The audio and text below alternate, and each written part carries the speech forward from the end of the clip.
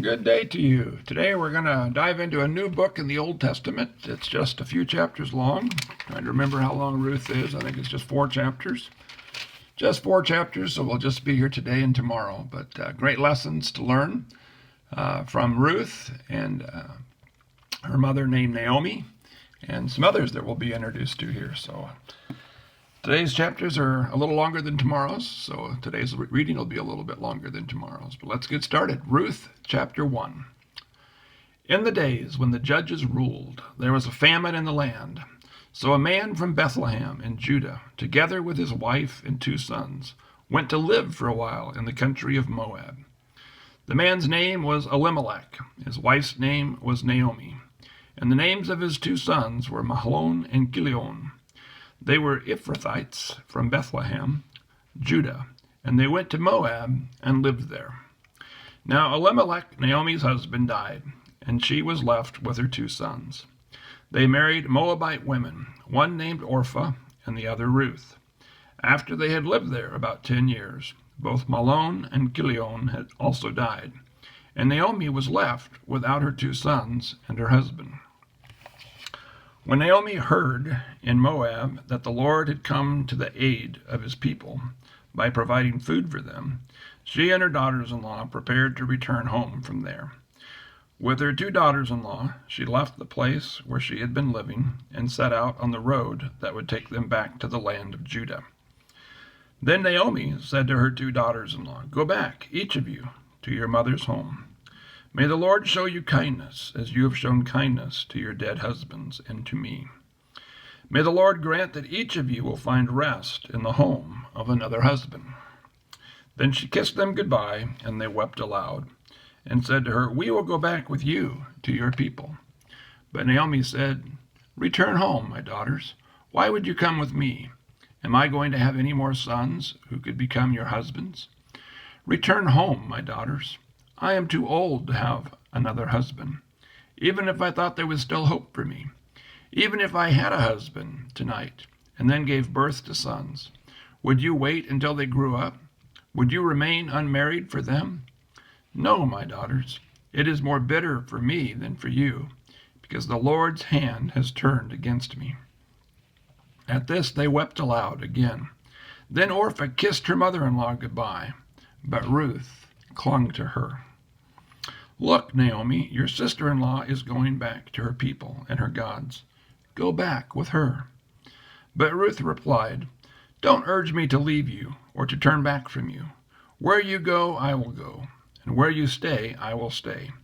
Your people will be my people, and your God, my God. Where you die, I will die, and there I will be buried. May the Lord deal with me, be it ever so severely, if even death separates you and me." When Naomi realized that Ruth was determined to go with her, she stopped urging her. So the 2 women went on until they came to Bethlehem. When they arrived in Bethlehem, the whole town was stirred because of them, and the women exclaimed, "Can this be Naomi?" "Don't call me Naomi," she said to them. "Call me Mara, because the Almighty has made my life very bitter. I went away full, but the Lord has brought me back empty. Why call me Naomi? The Lord has afflicted me. The Almighty has brought misfortune upon me."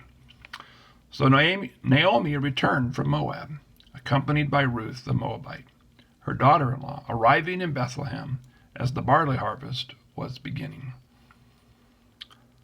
Chapter 2, verse 1. Now Naomi had a relative on her husband's side, a man of standing from the clan of Elimelech, whose name was Boaz. And Ruth the Moabite said to Naomi, "Let me go to the fields and pick up the leftover grain behind anyone in whose eyes I find favor." Naomi said to her, "Go ahead, my daughter." So she went out, entered a field, and began to glean behind the harvesters. As it turned out, she was working in a field belonging to Boaz, who was from the clan of Elimelech. Just then Boaz arrived from Bethlehem and greeted the harvesters.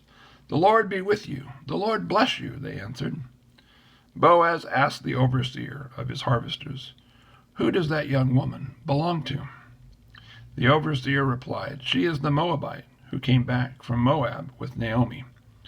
She said, "Please let me glean and gather among the sheaves behind the harvesters."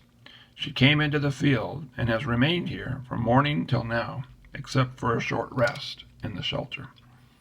So Boaz said to Ruth, "My daughter, listen to me. Don't go and glean in another field, and don't go away from here. Stay here with the women who work for me. Watch the field where the men are harvesting, and follow along after the women. I have told the men not to lay a hand on you, and whenever you are thirsty, go and get a drink from the water jars the men have filled." At this, she bowed with her face to the ground. She asked him, "Why have I found such favor in your eyes that you notice me, a foreigner?" Boaz replied, "I've been told all about you and what you have done for your mother-in-law since the death of your husband. How you left your father and mother and your homeland and came to live with a people you did not know before. May the Lord repay you for what you have done. May you be richly rewarded by the Lord, the God of Israel, under whose wings you have come to take refuge. May I continue to find favor in your eyes, my Lord," she said. "You have put me at ease by speaking kindly to your servant, though I do not have the standing of one of your servants." At mealtime, Boaz said to her, "Come over here. Have some bread and dip it in the wine vinegar." When she had sat down with the harvesters, she offered her some roasted grain. She ate all she wanted and had some left over. As she got up to glean, Boaz gave orders to his men. "Let her gather among the sheaves and don't reprimand her. Even pull out some stalks for her from the bundles and leave them for her to pick up, and don't rebuke her." So Ruth gleaned in the field until evening. Then she threshed the barley she had gathered, and it amounted to about an ephah. She carried it back to town, and her mother-in-law saw how much she had gathered. Ruth also brought out and gave her what she had left over after she had eaten enough.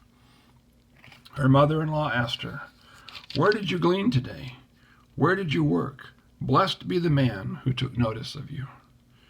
Then Ruth told her mother-in-law about the one at whose place she had been working. "The name of the man I worked with today is Boaz," she said. "The Lord bless him," Naomi said to her daughter-in-law.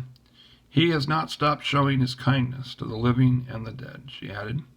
"That man is our close relative. He is one of our guardian redeemers." Then Ruth the Moabite said, "He even said to me, 'Stay with my workers until they finished harvesting all my grain.'" Naomi said to Ruth, her daughter-in-law, "It will be good for you, my daughter, to go with the women who work for him, because in someone else's field you might be harmed."